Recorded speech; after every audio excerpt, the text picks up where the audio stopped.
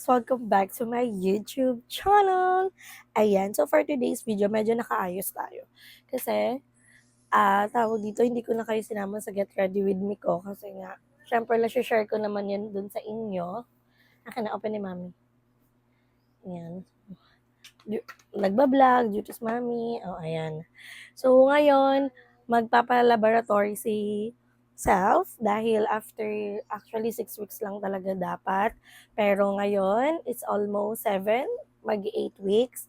So, ngayon ko lang ako nakapagpaskad ng laboratory. Basta itong June, anytime naman ng June. So, atong bago mag-end yung June is magpapalaboratory na tayo. And madami din kasi naghahanap ng ating health update. So, marami din nagtatanong kung babalik pa ba yung mata ko sa dati. Ayan, hindi talaga ako nagsalamin para makita nyo yung difference ng eyes ko.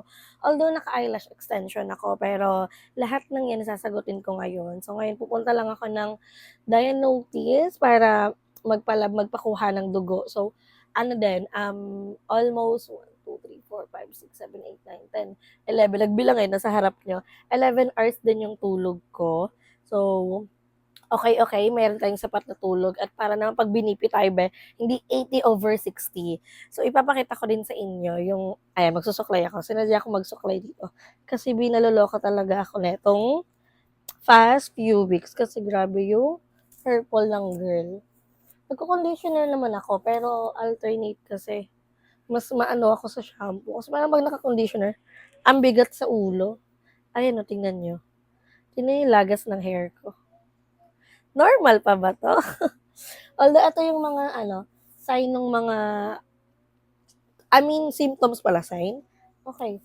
So, yun yung mga symptoms nung hindi ko pa alam na meron akong hyperthyroidism. Ayan, guys. Ganyan kadami yung nalalaga sa buhok sa akin everyday.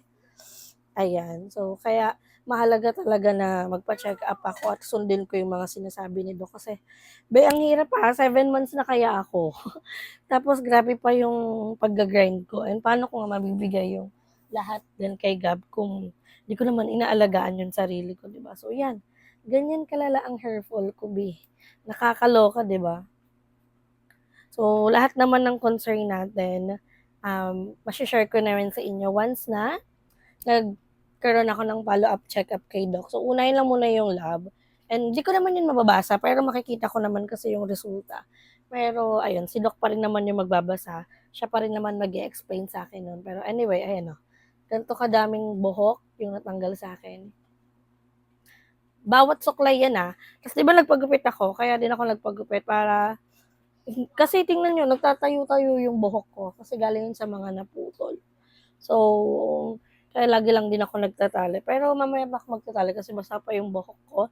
Nag-book na din ako ng Move It para makapag-move it ako. Hindi pa pala ako tapos.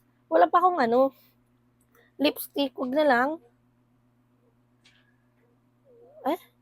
Utol ko. Hindi ala. Ano yung ginagamit ko, guys? Na nagtatanong na ang ganda ng lihi ko, JMCY po. Ayan lang ang ating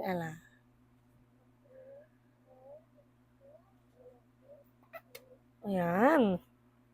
Tapos, papatungan ko lang din siya ng another JMCY. Hindi ko alam kung anong shade. NR01. So, tignan nyo na lang sa link sa TikTok. Ayan. Mas napipinish niya kasi yung lipstick ko, Sa ganda yung outcome.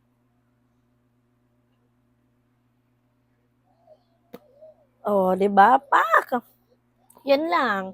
Yan lang yung ating ganap. And ito ang ating magiging bag for today's video. So, isi-share ko lahat ng tanong nyo sa akin. Sasagutin ko yan mamaya after ng ating laboratory. Pero ngayon, antayin ko munang dumating ang ating rider para makagora na tayo dun at makuha na tayo ng dugube. So, sapat naman yung naging slip natin. And kung ano na yung magiging resulta, we need to accept kasi ganun talaga. And mahalaga, nagkakaroon ng progress yung galing natin, hindi tayo nag stay lang na parang walang nangyayari. And yung mga ganito, hindi talaga biro yung expenses nito, hindi din talaga biro yung mga gastos dito. Kaya every month may allotted budget, allotted money talaga para sa check-up, para sa gamot ko. Lalo na ngayon, dahil ang last balik ko kay Doc netong June, June or May, ano ba? June ata, alam ko June. May ang last kong balik kay Doc. Kasi nag every 6 weeks na kami ng balik. Papalitan na yung gamot ko. So, another set ng gamot, medyo bababa ata yung MG. Hindi ko alam. Kung, syempre, magbe-base pa rin naman si Doc dun sa magiging resulta ng lab ko. Every month, ang lab talaga ng girl. Ganun ang atake. Pero, okay lang yun. Ganun talaga. Basta mahalaga nakikinig tayo kasi mawawalan ng bisa or mawawalan ng saysay yung check-up natin kung di naman natin siya susunod. So, lahat ng concern ko na napapansin ko, yung paglala ng lagas ng buhok ko is sasabihin ko din yan kay Doc. Lahat ng yan ay sasabihin natin sa kanya. So, tara, i-ready ko lang yung mga papers. And after nun, antayin yung rider and gogora na tayo. 29 and I find myself wondering what did happen to the last 10. I ran away with my life, fast forward, never turn back again. It's kind of funny that the more we pass time, the more we need to set them rewind. And 19 was the year I had to leave you, but now I'm seeing all the signs. Is this really happening? I can't believe it's true. I'm just as surprised as you. Is this really happening? I can't be too sure, but one day I'll be yours again.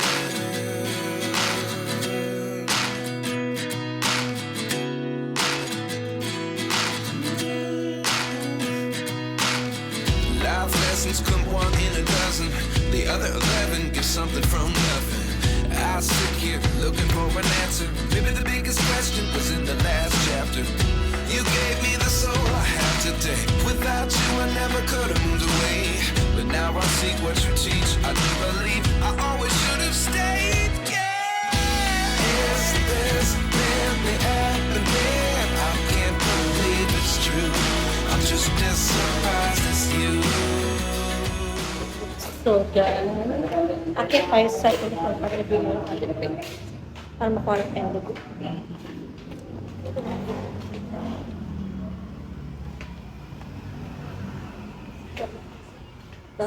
Sorry. Barbell lang tayo. Nagugutom na ako. Gutom na ang girl. Nangina ako bigla. Ayan. Pasok na po. Thank you. O, pasok na tayo. Perfect. Okay po. Yes po. Bukas pa yung resulta po. Aba, sige po. Tingin, sarado po yung kamay. So, ayun, kuha na tayo ng ganyan.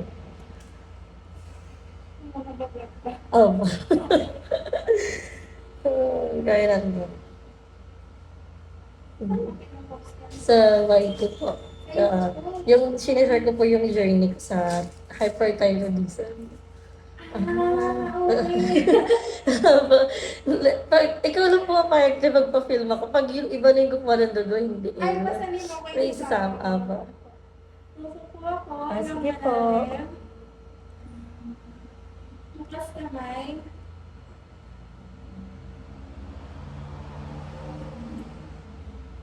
Pwede ka follow po. Sige po. Sige ate. Thank you so much. Ayan. Okay, sige. Ayos na rin. Nagkadagdag pa tayo ng followers. Anyway, guys, tapos na tayo kuha na ng lugo. Ayan. Ano pangalan mo? Ay, Sa YT ate. Bebang Rita. Upload ko to tomorrow. Agad-agad tayo doon. Oo, agad-agad. So, ayan. Done na. anong pangalan mo? Bebang po. B-E-B-A-N-G. Yan. Tapos Rika Mata. R. Ayun. Yes. Ay, ang dami ko lang po. Ayun po.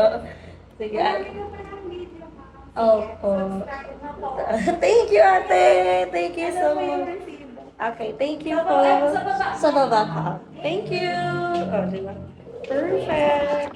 Ano tayo kakain? Gutom na talaga ako. So, ibalikan ko na lang kayo mamaya once na doon ako sa kakainan ko. So guys, ayan, naghanap lang ako ng malapit na cafe and ito yung natagpuan natin. Kasi gutom na talaga ang girl. So in order natin dito ay adobong manok. So ito ay nagkakahalagang 200 pesos plus 10% na service charge para daw sa just in case. And last kain ko dito, way back ng birthday ko. Kasama ko yung friend ko dito kami nag-coffee, dito ako nag-picture. Kasi maganda-ganda din talaga yung, dito, yung, anong tawag doon? Yung, kaya ko to. Anong tawag? Yung design, may ibang term eh. Basta, may ibang term. Nasa dulo ng dila ko, hindi ko maano. Maganda din yung ambience. So, sobrang hina lang din ng voice ko kasi may mga ibang person na nandito and then yung iba nag-work. So, hindi para maglakas-lakas ng voice. And dahil gutom ang babae, kakain tayo. So, thank you Lord sa food.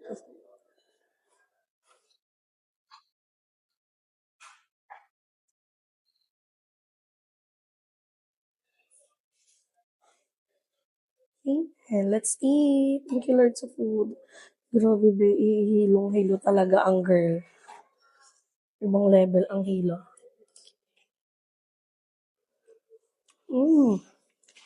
Sarap. Ang unang bili ko nito, adobo dito. 140 lang. Diba? Grabe yung increase. Ay, it's giving the patatas ha.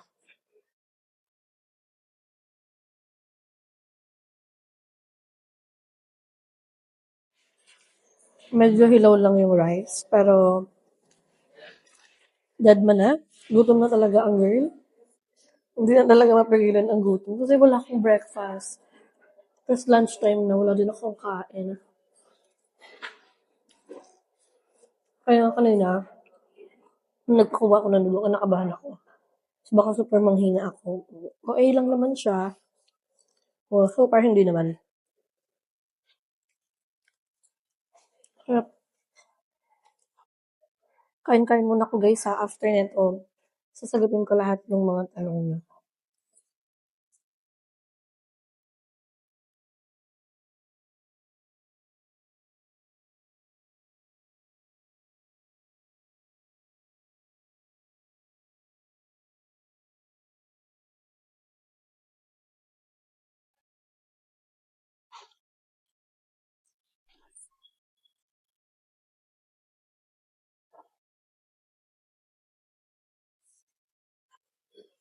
Kaya pa yung rice. May part na lata, yung iba naman hilaw. So, parang hilaw yung sinayang in short. Pero kaya ko naman di isa na. Kaya pa. Laman tiyan pa siya.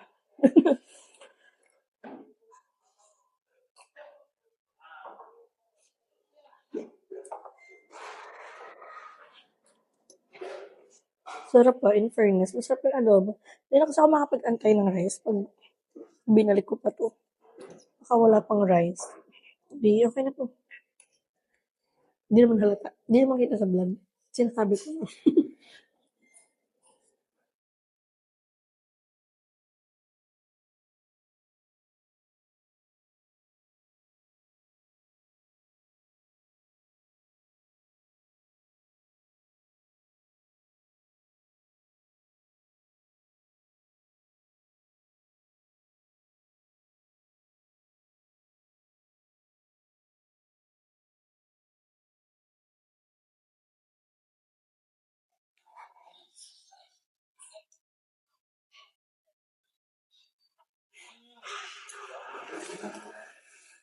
Mm.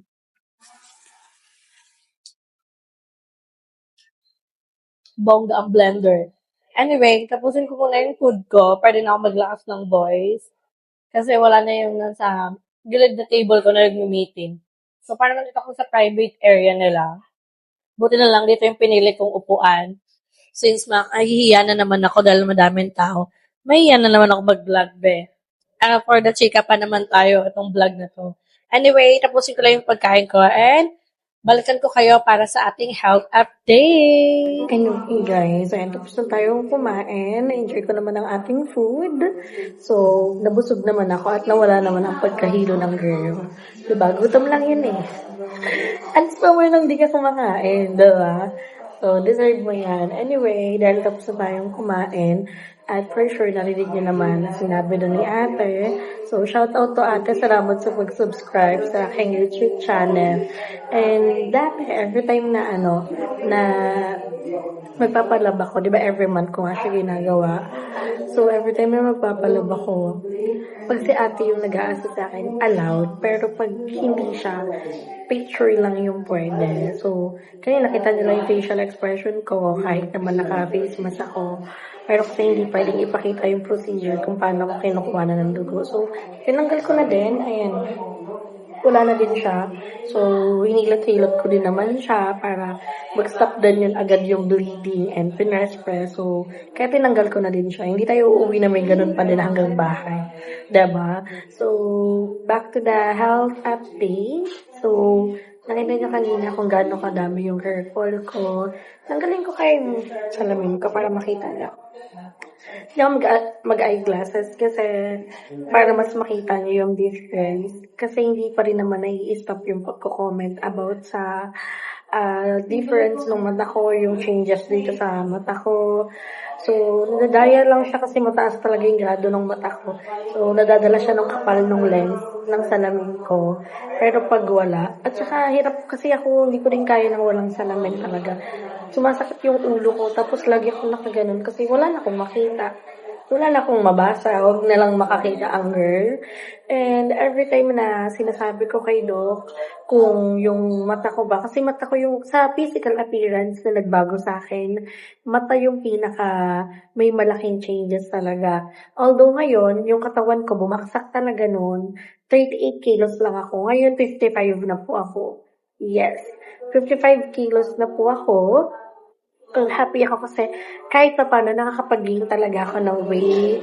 Marami ding nagbago, especially sa pagtulog ko. Oo, nakakapagpuyat ako. Pero yung puyat ko, pag yun ay nag-e-edit ako, hindi na ako nagpupuyat ng walang dahilan since meron na akong estudyante. Hindi naman pwedeng iasa ko si Gab, walang mag-aasikaso kay Gab. So, ako talaga, kaya nabago din talaga yung sleeping routine ko. Mas nabago compare dati na hindi ako nakakatulog. Dati ba yung tulog ko 7 a.m., 6 a.m., gising ko hapon na. Wala na akong nagagawa. As in, kung umaga nagbigay ng blessing, wala akong nakuhang blessing kasi tulog pa ako. Kasi iba yung sleeping routine ko, iba yung body clock ko. Pero ngayon kasi kahit anong puyat ko, magigising ako ng morning. So, matulog ako around 2 a.m., 1 a.m., ang gising ko niyan 7 a.m. automatically.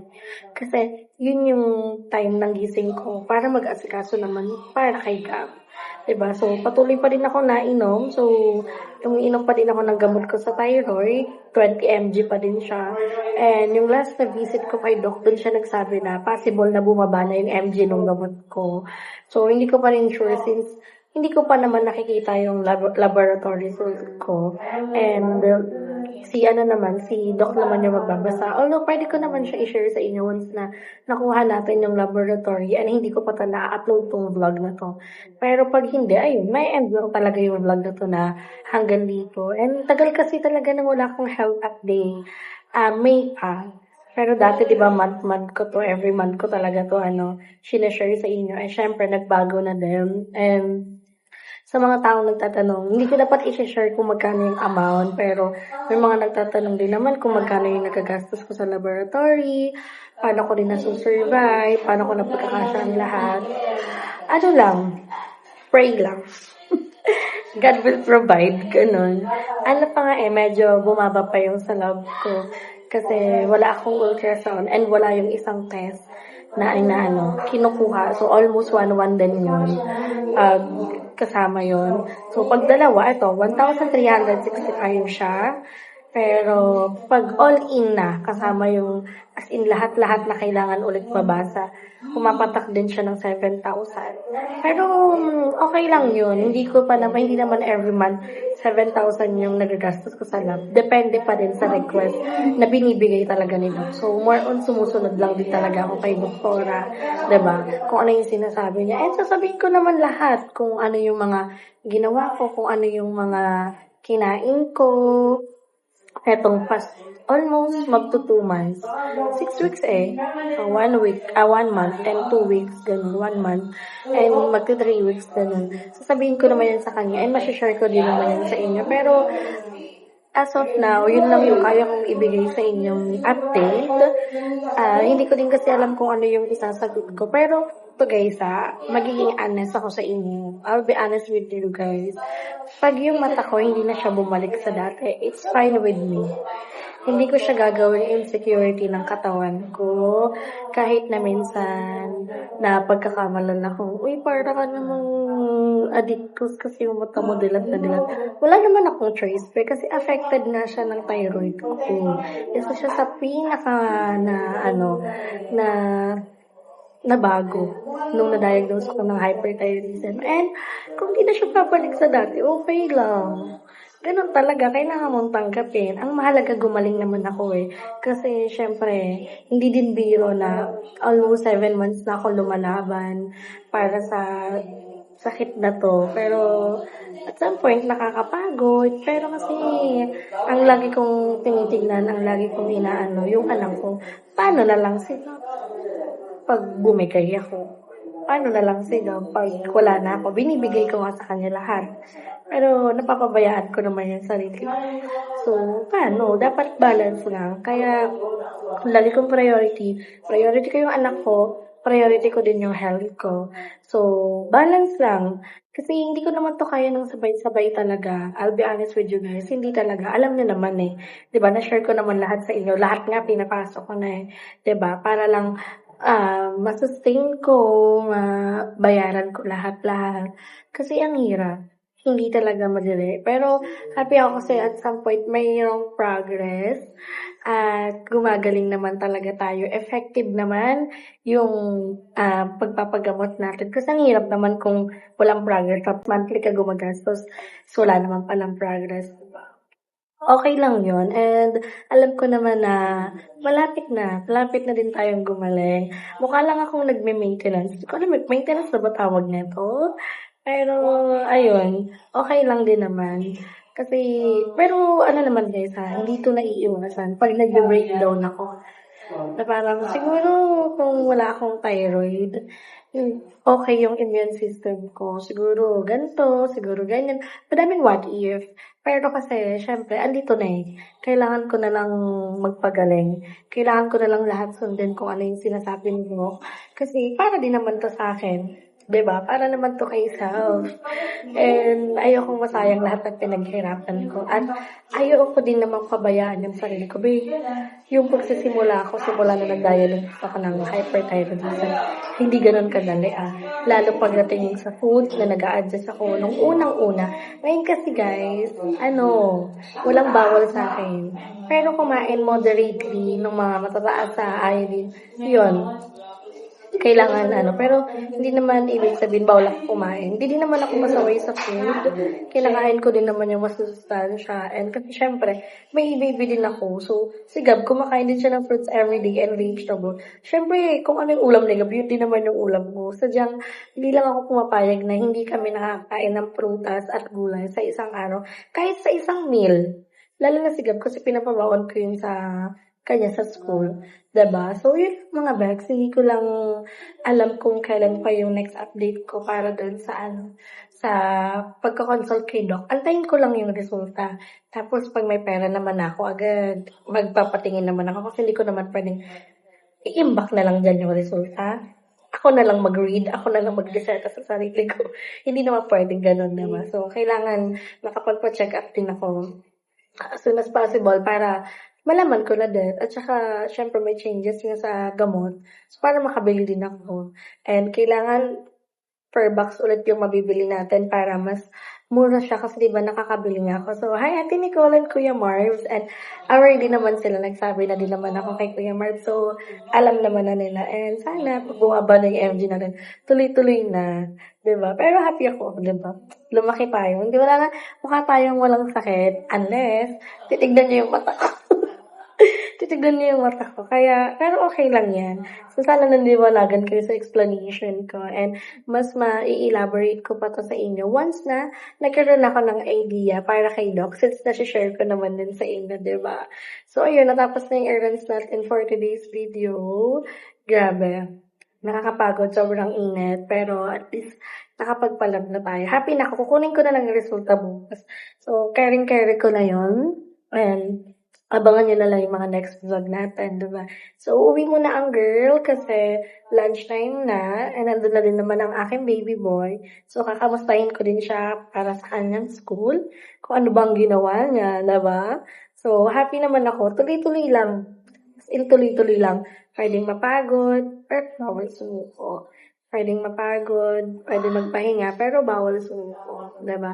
Kasi lagi natin natandaan na hindi tayo palagi nasa ganitong sitwasyon. Kaya naman, grabe, super duper duper thankful ako sa lahat ng tao. Andyan pa rin para supportan ako. I really love you guys. Na-appreciate ko kayong lahat sa pag-suporta sa akin. Sana wag kayong magsawa. Diba? Hindi man to katulad ng viewers na meron ako noon. Pero it doesn't matter to me. Happy pa rin ako kasi sobrang dami niyo pa rin sumusuporta sa akin. Sobrang dami niyo pa rin nandyan para sa akin. Salamat. Hindi lang sa akin, pati sa anak ko. Pati sa mga taong malalapit sa akin dyan. Thank you.